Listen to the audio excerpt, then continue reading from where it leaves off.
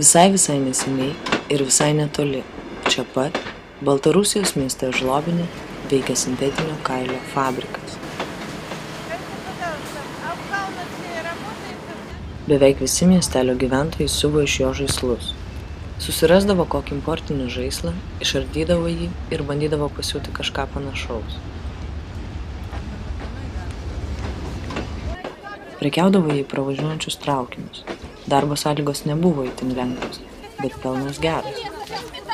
Tačiau vieną dieną kažkas atsitiko. Priėjimas prie traukinio su žaislu rankose tapo nusikalstama veikla.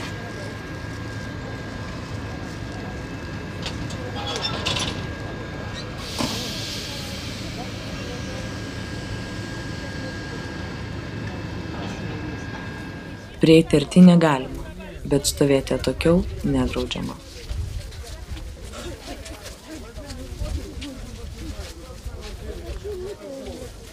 Taigi, verslas išgyveno, o dalis jo net legalizavosi, susikūrė įvairiausi cecheliai.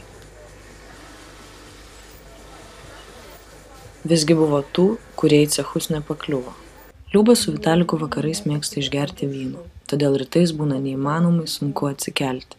Jie siuva žaislus namie iš cecho išmestų atraižų. Liena taip pat siuva namie, nes ji turi prižiūrėti Iriną, o Irina mėgsta dainuoti.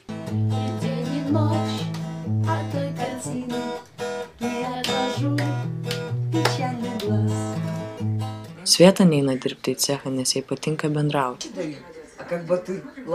Žaislus jai pardavinėja naktimis.